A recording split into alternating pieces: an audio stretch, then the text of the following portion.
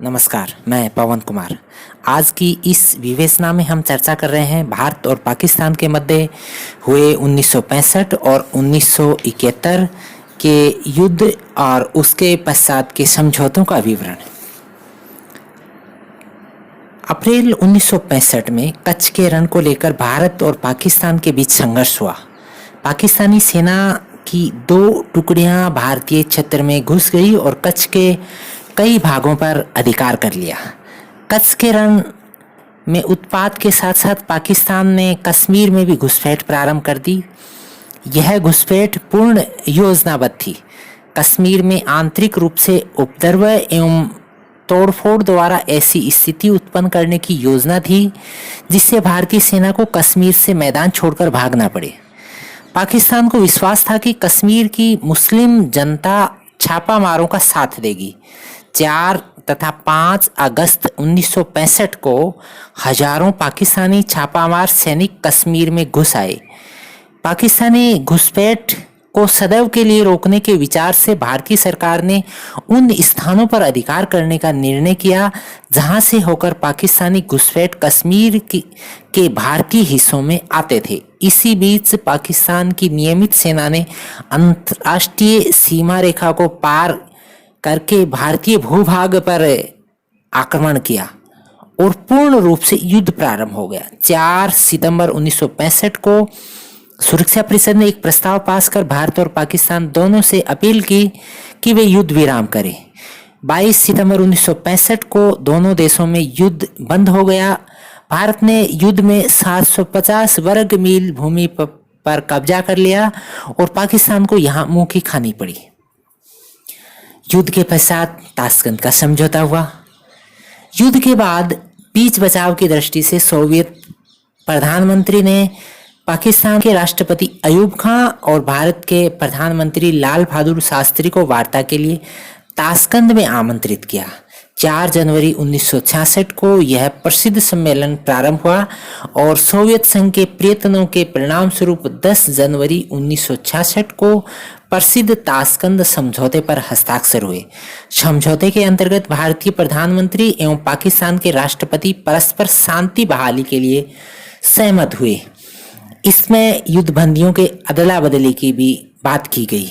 यद्यपि इस समझौते के कारण भारत को वह सब प्रदेश पाकिस्तान को वापस देने पड़े जो उसने अपार धन एवं जन की हानि उठाकर प्राप्त किए थे। तथापि यह समझौता निश्चित रूप से भारत और पाकिस्तान के संबंधों में एक शांतिपूर्ण मोड़ आने का प्रतीक बन गया।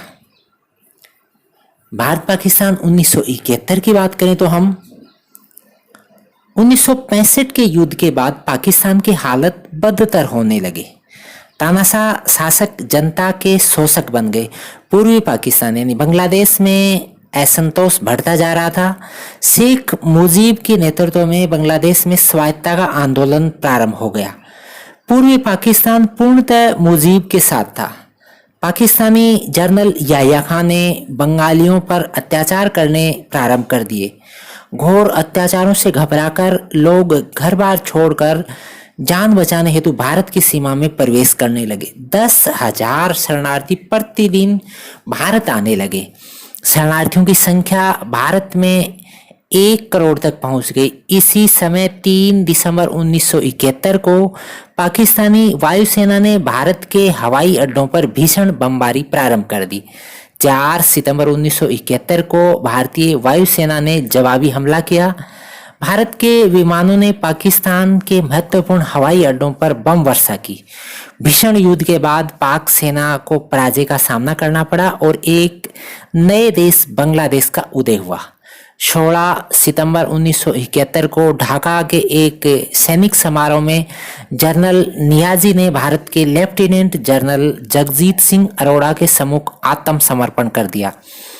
उनके साथ 93,000 सैनिकों ने भी हथियार डाल दिए और उन्हें गिरफ्तार कर लिया गया। बांग्लादेश स्वतंत्र हो गया तथा भारत ने एक तरफा युद्ध विराम कर दिया। भारत ने इस युद्ध में पाकिस्तान की 6,000 वर्ग मील भूमि पर अधिकार कर लिया। पाकिस्तानी जनरल याह्या खां को सत्ता छोड़नी पड़ी। उनके स्थान पर सत्ता जुल्फिकार अली भुट्टो के हाथ में आ गई। भुट्टो और श्रीमती गांधी में पत्र व्यवहार हुआ और 28 जून 1972 को दोनों देशों के मध्य शिमला में वार्ता होना तय हुआ। 3 जुलाई 1972 को दोनों देशों के बीच एक ऐतिहासिक शिमला समझौता हो गया।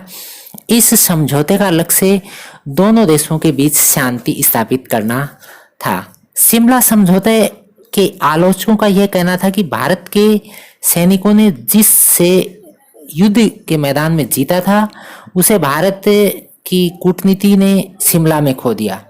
अर्थात कश्मीर समस्या का स्थायी हल ढूंढे बिना भारत ने पाकिस्तान को 5139 वर्ग मील क्षेत्र लौटा दिया। यद्यपि यह भारत की शांतिपूर्ण कूटनीति का प्रतिफल था, लेकिन पाकिस्तान ने इसे सही परिप्रेक्ष्य में नहीं लिया और बाद में पाकिस्तान पुनः अपनी पुरानी शत्रुतापूर्ण नीति का अनुसरण करने लगा। इसी समझौते के तहत युद्ध विराम रेखा को नियंत्रण रेखा LOC की मान्यता दी गई। आतंकवाद और पाकिस्तान की बात करें तो हम हाल ही के वर्षों में धार्मिक कट्टरवाद के कारण विश्व में आतंकवाद को गहरा बढ़ावा मिला। खाड़ी के कुछ तेल उत्पादक देशों ने जिहादी जुनून को गैर जिम्मेदाराना ढंग से भड़काया है। सामरिक दबावों के कारण वैश्विक महाशक्तियों ने खाड़ी के विभिन्न देशों में पनप रही सांप्रदायिकता और धार्मिक कट्टरवाद को लगातार नजरअंदाज किया। इसके अलावा अफगानिस्तान ने 1979 में सोवियत संघ की सेना को निष्कासित करने के लिए अमेरिका ने पाकिस्तान में तालिबान का समर्थन किया। दुनिया भर में धार्मिक कट्टरवाद और आतंकवाद को बढ़ाने में पाकिस्तान की सर्वाधिक भूमिका रही है।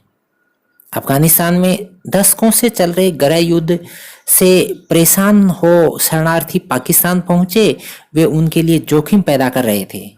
उन्हें पेशेवर जिहादियों के रूप में कश्मीर में प्रवेश कराने में पाकिस्तान की प्रत्यक्ष भूमिका रही। पाकिस्तान ने कश्मीर विवाद को अंतर्राष्ट्रीय स्वरूप देने के लिए जिस आतंकवाद और धार्मिक कट्टरवाद का सहारा लिया था, आज वह उसी के जाल में फंस चुका है।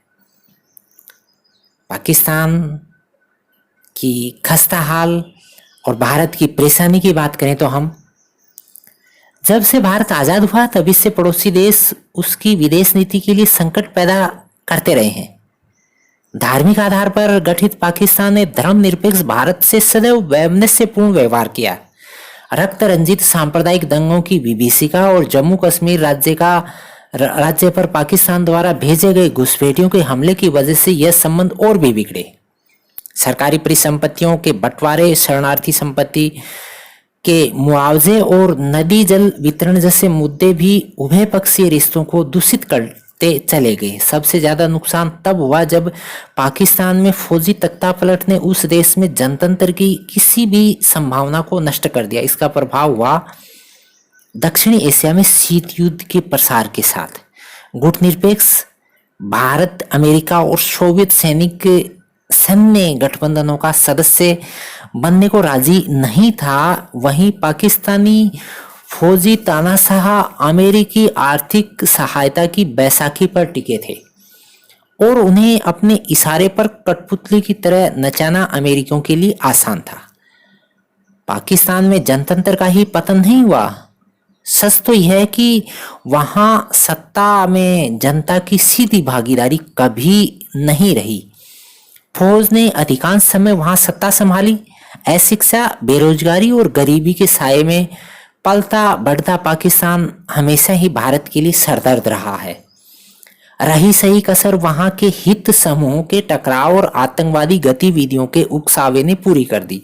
वास्तव में पाकिस्तान के आंतरिक व बाह्य दोनों स्थितियां भारत के लिए संभावित खतरे का पर्याय बनी हुई है। पाकिस्तान सदैव ही आतंकवाद को प्रोत्साहित करता रहा है। बाद में पाकिस्तान ने पंजाब और जम्मू कश्मीर सहित भारत के विरुद्ध आतंकवाद को लगातार सहायता पहुंचाने और उसे बढ़ावा दिए जाने के कारण दोनों देशों के बीच संबंधों में काफी कटुता उत्पन्न हुई। भारत के विरुद्ध आतंकवाद को पाकिस्तान के समर्थन तथा भारत के आंतरिक मामलों में हस्तक्षेप से उसकी प्रवृत्ति मार्च 1993 में मुंबई में हुए विस्फोटों से प्रकट हुई। मुंबई में हुए बम विस्फोटों की योजना बनाने तथा उन्हें कार्य रूप देने में पाकिस्तान की सह आपराधिकता से भारतीय जनता को यह मत पक्का हुआ कि पाकिस्तान भारत के आंतरिक मामलों में हस्तक्षेप के मंसूबे बनाए हुए और भारत में अस्थिरता पैदा करने के लिए स्थितियों का निर्माण करता है। भारत ने स्पष्ट शब्दों में पाकिस्तान को बताया कि उसके द्वारा भारत के विरुद्ध आतंकवाद को लगातार दिए जा रहे समर्थन से न केवल शिमला समझौते और अंतर्राष्ट्रीय व्यवहार के लिए सर्वमान्य मानकों का उल्लंघन हुआ है, बल्कि इसका द्विपक्षीय संबंधों में विश्वास का माहौल बनाने के प्रयासों पर भी विपरीत प्रभाव पड़ा है।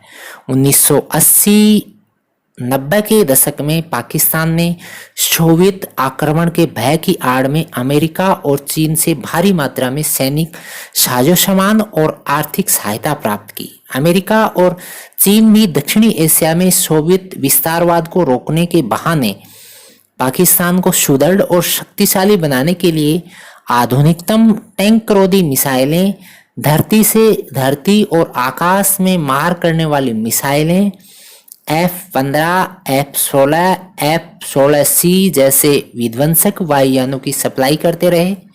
महाशक्तियों द्वारा पाकिस्तान की किलेबंदी और उसका इस्लामिक बम के नाम पर परमाणु बम बनाने का दुराग्रह भारत के लिए गंभीर चिंता का विषय बन गया। पाकिस्तान ने कारगिल युद्ध में भी करारी हार का सामना किया था, लेकिन वह अब भी लगातार भारतीय सीमा में घुसपैठ और आतंकवादियों का समर्थन कर रहा है। धन्यवाद। जय हिंद।